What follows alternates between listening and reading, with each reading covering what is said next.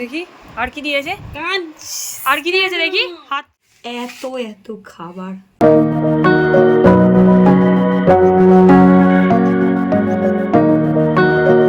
Welcome to my blog. আজকে দিদির জন্মদিন, যদিও এই ব্লগটা তোমরা হয়তো একটু পরেই দেখবে, তার কারণ তোমরা জানোই যে আমার হাতের অবস্থা খারাপ, আমি এখন এডিট করতে পারছি না। বাট দিদির জন্মদিনটা তো কিছুতেই মিস করলে হবে না, সেই জন্য আমি ব্লগটা করবো। তো সকালবেলা আমি পাপাজির সাথে চলে গেছিলাম সিঙ্গুরে দিদির জন্য কেকটা নিয়ে আসতে, আর ওর জন্য একটা খুব সুন্দর একটা কেক অর্ডার দেওয়া হয়েছিল। তো সেটা তোমরা সন্ধ্যেবেলা দেখতে পাবে, যদিও অনেকটা ঘেঁটে টেটে গেছে নিয়ে আসার গণ্ডগোলের জন্য। আর সে যেহেতু সিঙ্গুর গেছিলাম আর আমার হাতের এই অবস্থা, সেই জন্য তো ব্লগ করতে পারিনি, কিন্তু এরপরে পুরোটা যেহেতু বাড়িতেই হবে তো পুরোটা তোমাদেরকে দেখাবার চেষ্টা করবো, সঙ্গে থাকো। একটু ভিডিওটা করো প্লিজ, আমি করতে পারছি না। এ মা, দেখি আর কি দিয়েছে, আর কি দিয়েছে দেখি, হাতটা দেখি কি দিয়েছে। ভাই আমি এতক্ষণ ফোনটা ধরে রাখতে পারবো না, দেখি ফোকাস হচ্ছে না, এতটাই ছোট। ও মাই গড, ও ধরো ধরো ধরো, পড়ছি না কেন? আরে ও কাঁদছে কেন? দেখেছো কাঁদছিস কেন? বলিব তুমি এগুলো কেন লিখেছো? কি লিখেছি? এ বাবা কত কাঁদছে রে। ওটা নয় পাচ্ছি না। অ্যাকচুয়ালি মা দিদিকে জন্মদিনে দিয়েছিল একটা ছোট্ট সোনার পেন্ডেন্ট আর তার সাথে একটা চিঠি। আর চিঠিটা মা এমনই লিখেছিল যেটা দেখে সত্যিই চোখে জল চলে আসারই মতো। আমিও পড়ে তারপরে আমারও চোখে জল চলে এসেছিলো। বাট এই সব গিফটগুলো না আলাদাই রকমের স্পেশাল হয়। আমি আবার এটা দেখে মায়ের কাছে আবদার করলাম যে আমাকে তো কোনো জন্মদিনে তুমি চিঠি গিফট দিওনি। তো মা তখন বললো যে আচ্ছা এবার থেকে কিছু দিতে পারি আর নাই পারি, জন্মদিনে একটা করে চিঠি আমি তাহলে দেবো। এই হচ্ছে আমাদের আজকের বার্থডে গার্ল। মনি দিদিকে একটা গিফট দিয়েছে, সেটা হচ্ছে এই যে লকেট। আর এত এত খাবার, দিদির সব পছন্দের মাছ। তো মনি ফার্স্ট থেকে একটু দেখিয়ে দাও, ওই দিক থেকে দেখাও কি আছে আজকের মেনুতে। ভাত, করলা ভাজা, তারপর আছে শাক ভাজা যেটা ওর খুব ফেভারিট, তারপর আছে আলু ভাজা, খায় না কেন দিয়েছে জানি না, খায়। তারপর মাছের ডিম ভাজা, আর আছে এদিক থেকে না ওদিক থেকে করো, মিষ্টিটা ফার্স্টে না, মিষ্টি লাস্টে। আছে হচ্ছে চিংড়ি মাছের মালাইকারি, ইলিশ মাছ ভাপা, পাবদা মাছের ঝাল,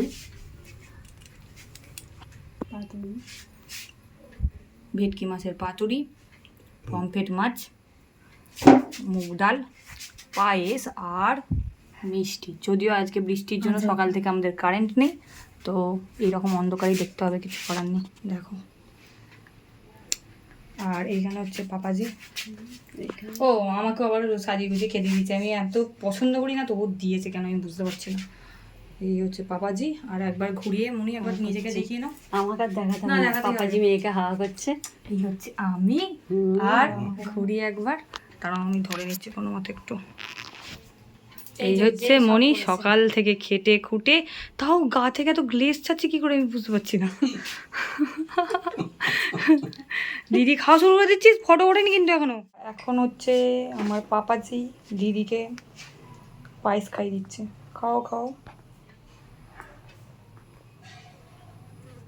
মনি, যাও খাইয়ে দাও।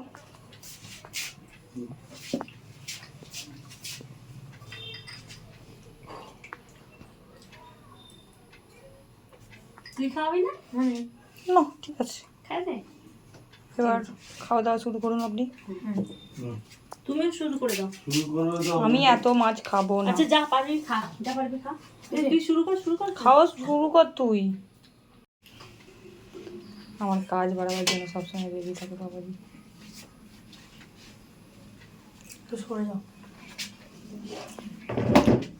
ব্যাপারটা হচ্ছে যে দিদি এখন একটু শান্তি করে খেয়ে নিক, আমি তোমাদের সাথে আবার দেখা করছি বিকালে। আই থিঙ্ক মাঝে যদি কিছু হয়, কিছু মনে হয় তাহলে শেয়ার করবো সেটা, ওকে। সন্ধ্যা হয়ে গেছে আর এখন আমরা কেক কাটতে চলে এসেছি বাইরে। মোটামুটি সবাই চলে এসছে, আমাদের বাড়ির পুচকেরা আর বৌদিরা। তো বাইরে যাওয়া যাক, আর দিদির বন্ধুরা। তো চল বাইরে চল। ঘন্টু, এখানে আমরা চিকেন প্যাটিস আনিয়েছি, আর কেক আর মিষ্টি আর পায়েস দেওয়া হবে সবাইকে এখন। এই যে মিষ্টি, জিলিপি এনেছে বটে, কিন্তু এক গাদা এনেছে, কিন্তু সব দিয়ে নাহলে গোটা থাকলে একটা করে দেওয়া হয়ে যেত। আমার মা সারাদিন কেটে কেটে অবস্থা খারাপ মন্দির। রেডি করবো। হাতের আমার এই অবস্থা, আমি সেই অবস্থাতেই কোনো মতে ফোনটা নিয়ে ঘুরছি। কি করব, আমাকে কেউ একটুকু হেল্প করছে না ভিডিও করে দিতে। তুমি তখন হাই করুনি, তোমাকে জন্য বাদ দেওয়া হচ্ছে। এই যে আমাদের বার্থডে গার্ল রেডি। কিছু বললাম না আর।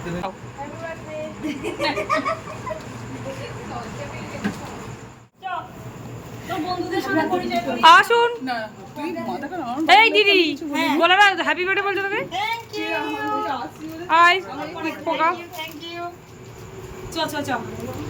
মা এবার কেকটা বার করো। এইভাবে দেবো? হ্যাঁ, কেক ওই চারদিকে খালি গোল গোল করে ঘুরিয়ে দাও। কেকটা আমাদের একটু ভেঙে গেছে, সেটা আমার আনার দোষে, আর আমাদের বাড়ি ভাড়া গেটের জন্য। যাই হোক, বাট কেকটা খুবই সুন্দর কাস্টমাইজ। হ্যাঁ, ওই জন্যই তো। আসলে কেকটা যেদিন ডেলিভারি নিতে গেছিলাম, তো সেদিন আমাদের বাড়ি পাড়া গেট প্রায় 1.5 ঘন্টার জন্য খারাপ হয়ে গেছিলো, তো যে কারণে এই ফন্ডেন্টগুলো গলে যায়। বাট কেকটা খেতে ভীষণই টেস্টি ছিল, আর দেখতেও প্রথমে ভীষণ সুন্দর হয়েছিল। আর এখন ঠিক আছে, চলো চলো, কমিয়ে দিয়েছে তো, পুরো যেন না যায়।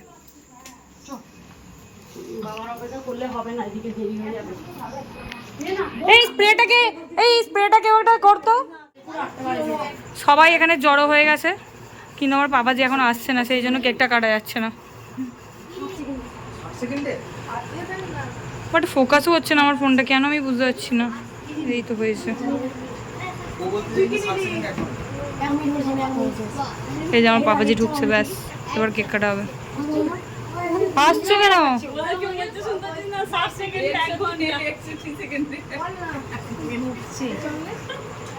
এই যে আমার বাবাজি চলে এসেছে। আমি এইখানে বসে গেলাম, তবে আমি ভালো ভিডিও করতে পারবো।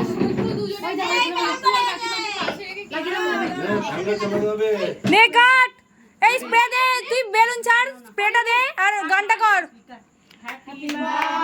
ফু দে আগে ফু দে।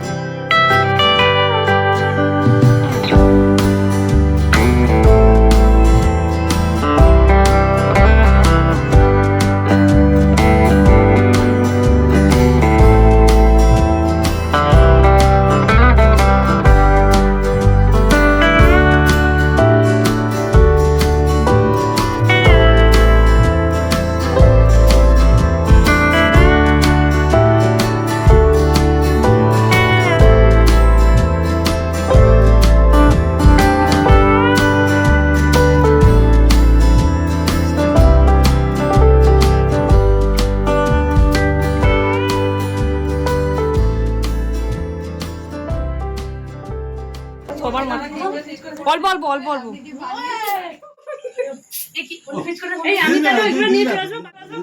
হ্যাঁ হ্যাঁ।